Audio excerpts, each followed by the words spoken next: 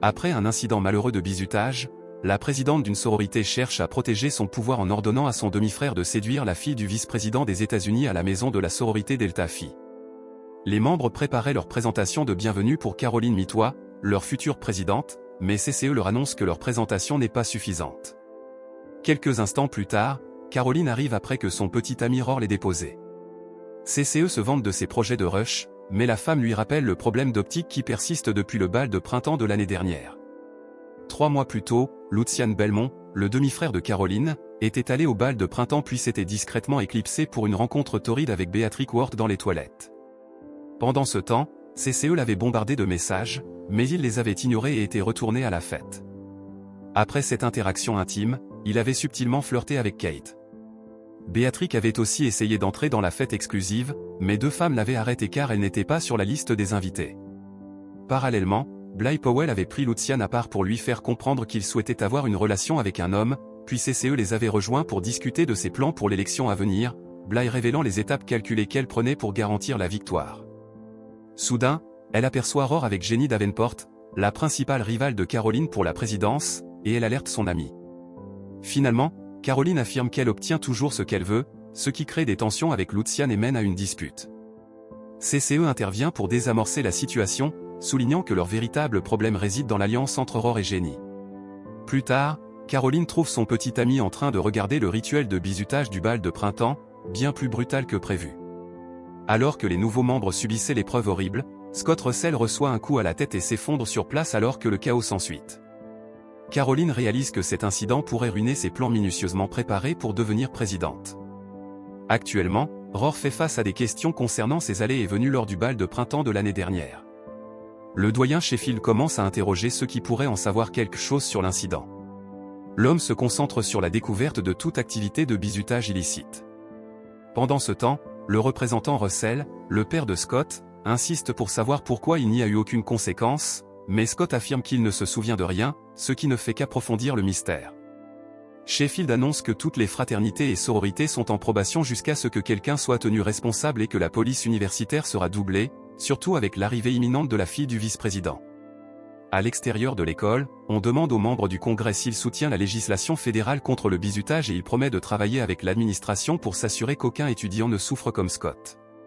Parallèlement, Claudia Mtois a une conversation privée avec Lucian dans la voiture, discutant de son avenir et de leurs prochains mouvements.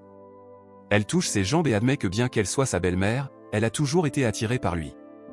Après l'avoir déposé à la maison Delta Phi, elle part immédiatement, tandis que Caroline parle à CCE de Annie Grovet, la fille du vice-président. Lucian apparaît et enlève ses vêtements, incitant la belle-sœur à demander à son ami de quitter la pièce pendant qu'il prend un bain. Elle lui parle d'Annie, mais il semble désintéressé, alors Caroline confesse qu'elle veut la nouvelle étudiante pour elle-même, car elle croit que l'école ne supprimera pas la sororité si la fille du vice-président en fait partie. La femme demande à son demi-frère de convaincre Annie de rejoindre la sororité, ce à quoi il répond en se demandant ce qu'il y a pour lui. La belle-sœur promet que s'il parvient à convaincre l'étudiante de rejoindre Delta Phi, elle cédera enfin à ses avances, étant consciente de son attirance pour elle. À son arrivée à l'école, Annie reconnaît Lucian et lui sourit. Pendant ce temps, le professeur Hank Chadwick accueille CCE avec confusion lorsqu'il remarque qu'elle regarde les objets sur son bureau dans son bureau. Elle se présente comme sa nouvelle assistante d'enseignement et lui fait remarquer qu'il est le seul professeur avec un cours de plus de 100 étudiants sans assistant. L'homme insiste sur le fait qu'il n'en a pas besoin, mais CCE le convainc en promettant de réduire sa charge de travail de moitié. Le professeur Chadwick accepte de lui donner le poste. Parallèlement, Bly et Scott s'allongent sur le lit après avoir fait l'amour, puis Bly lui montre un carnet de récits écrits qu'il ne peut pas laisser lire à sa petite amie tant qu'il ne lui fait pas confiance. Il ajoute qu'il pourrait l'utiliser pour retrouver la personne responsable du bizutage et la faire payer, mais Scott répond que cela n'a pas d'importance car il ne se souvient de rien de cette nuit-là. Pendant qu'Annie parle à sa mère au téléphone, Lucian s'approche et tente de se présenter, mais son garde du corps Sandy intervient pour l'arrêter. Annie dit que tout va bien, mais elle lui fait remarquer qu'il a une réputation et lui dit fermement qu'elle n'est pas intéressée à coucher avec lui. Pendant ce temps, Caroline confronte Rohr, qui avait promis de passer mais ne s'est jamais montré. Lorsqu'elle exige qu'il admette ce qu'il a fait à Scott l'année dernière, Rohr nie tout, mais Caroline dit qu'elle n'est plus prête à le couvrir. La femme craint qu'ils ne perdent leur chapitre et qu'elle ne puisse plus se taire, mais son petit ami doute qu'elle ait quoi que ce soit contre lui.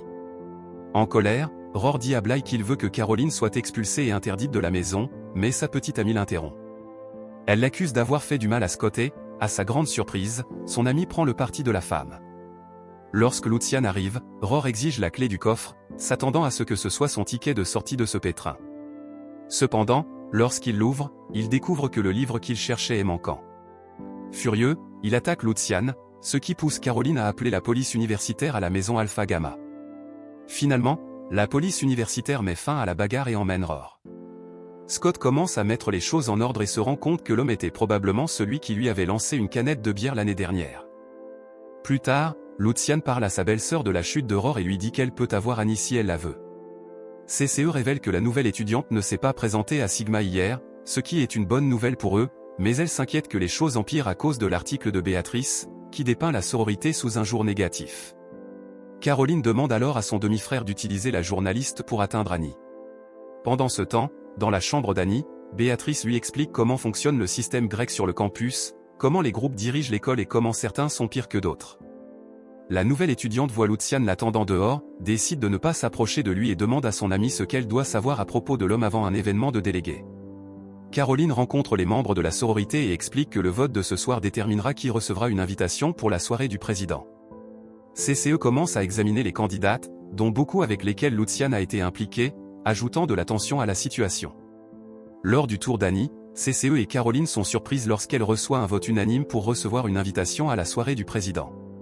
Quelques jours plus tard, Caroline répond à un appel de Claudia qui mentionne que le père de Rohr et la moitié de ses électeurs se sont retirés de son grand événement de travail après la bagarre à la maison de fraternité. La fille promet qu'elle réparera tout en attirant Annie de son côté. Après l'appel, Caroline, stressée, inhale une substance illicite qu'elle garde dans le pendentif autour de son cou. Pendant ce temps, Annie et Béatrice arrivent à un événement de la nouvelle société politique où Ella et d'autres débattent des constructions sociales. La femme présente la nouvelle étudiante aux membres et Ri mentionne que bien qu'il ne soit pas d'accord avec la politique du vice-président, il respecte le fait qu'Annie soit une personne à part entière avec ses propres opinions. Parallèlement, Caroline trouve Lucian en train de traîner avec Bly et Scott. Elle lui dit qu'elle a besoin d'un partenaire solide pour la soirée du président et insiste pour que son demi-frère amène un rendez-vous. La femme affirme qu'elle n'a pas besoin d'un rendez-vous car tout ce qu'elle doit sécuriser, c'est Annie et son influence. En marchant sur le campus, CCE aperçoit la fille du vice-président avec un groupe politique et appelle immédiatement Caroline. Pendant ce temps, Annie semble ne pas être complètement convaincue par ce que dit le groupe, surtout leur discours sur la prise de mesures contre les maisons grecques. Béatrice suggère qu'elle pourrait faire pression sur l'oncle d'Annie, qui travaille à Time Magazine, pour pousser l'histoire encore plus loin. Parallèlement, Caroline confronte Lucian en lui demandant de lui livrer Annie, puis elle évoque son passé avec Béatrice, lui conseillant de ne pas la décevoir. Elle insiste sur le fait que la nouvelle étudiante est la clé de leur sécurité et avertit son demi-frère des graves conséquences s'il échoue, telles que le fait qu'elle prenne sa voiture. Après son départ, il appelle quelqu'un pour demander une faveur, réalisant combien il mise sur son prochain mouvement.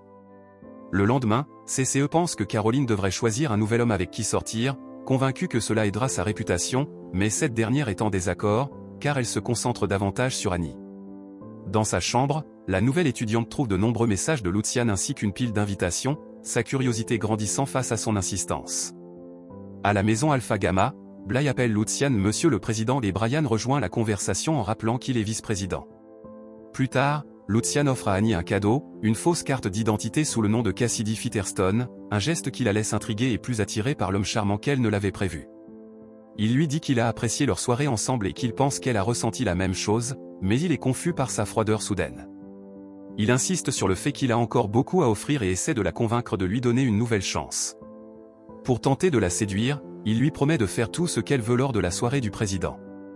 Annie lui demande prudemment s'il est prêt à suivre ses plans.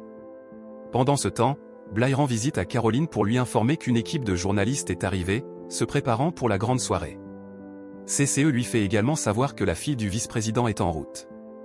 Caroline sort pour s'adresser à la foule rassemblée, déclarant que ce soir marquera le début d'une nouvelle ère de leadership. Soudain, des manifestants appelant à la fin des maisons grecques arrivent. Malgré le fait qu'Annie et Lucian soient du côté des manifestants, Caroline reste ferme et signe son engagement inébranlable envers les événements de la soirée malgré les défis croissants. Le lendemain, CCE lit un article disant que l'implication d'Annie dans la protestation a alimenté le mouvement anti-grec. Caroline balaie cela d'un revers de main, qualifiant cela de fausses informations, rassurant son amie en lui disant qu'elle a tout sous contrôle. Elle réunit les membres de Delta Phi, mais dans un accès de frustration, elle détruit son téléphone avant de sortir précipitamment. Pendant ce temps, Béatrice parle à Annie, louant les progrès qu'elles ont réalisés. Elle ajoute que la nouvelle étudiante a impressionné les gens, bien que cette dernière semble troublée par les retombées de l'article. Luciane s'approche et, après que l'amie se soit éloignée, la fille du vice-président se confie sur le fait qu'elle pensait que l'article allait l'aider, mais maintenant les gens la critiquent. L'homme essaie de consoler Annie en lui disant qu'elle accorde trop d'importance à ce que les autres pensent et qu'elle doit se concentrer sur elle-même. Parallèlement, Caroline parle à Bly de Scott devenant le prochain président d'Alpha Gamma. Elle reconnaît que cet homme pourrait être un atout utile pour leur projet et, après qu'il ait accepté d'aider, il commence à élaborer des stratégies. Il mentionne Brian, l'ex-vice-président de Roar, comme le seul autre candidat, mais insiste sur le fait que Scott gagnera l'élection haut la main. Plus tard, Luciane confronte sa belle-sœur sur le fait de changer son approche, exprimant sa frustration face à sa nature contrôlante. Caroline lui rappelle que sa rébellion n'était qu'un acte et évoque les enjeux si jamais il ne répond pas à ses exigences. Dans un moment privé, Bly profite de la vulnérabilité de Scott en accomplissant un acte intime en échange de sa candidature à la présidence d'Alpha Gamma. Toujours incertain, l'homme demande des informations sur l'implication de Brian dans la course. Déterminé à sécuriser l'élection, Bly prend les choses en main et rend visite à Brian en personne. Il ordonne à Brian de se retirer de l'élection, qu'il soit d'accord ou non, mais l'homme fait clairement savoir qu'il a travaillé dur pour cette position et désire le pouvoir, le titre et les avantages qui en découlent. Bly le repousse en affirmant que la décision ne dépend plus de lui. Pendant ce temps, Annie tente d'appeler sa mère, mais elle est interrompue par Luciane à la bibliothèque.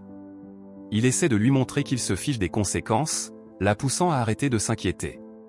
Cependant, la femme insiste pour parler à un journaliste pour se défendre, mais il lui fait vite remarquer que parler à la presse ne ferait qu'aggraver les choses.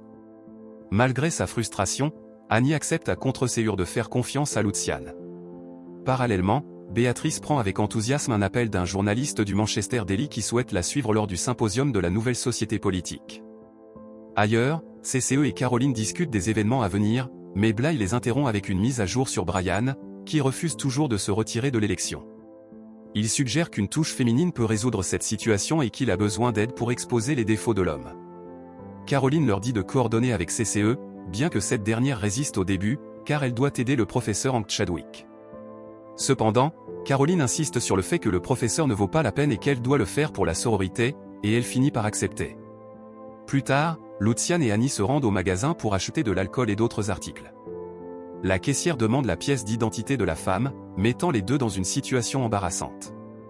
La nouvelle étudiante utilise sa fausse carte d'identité, mais la caissière la reconnaît comme la fille du vice-président.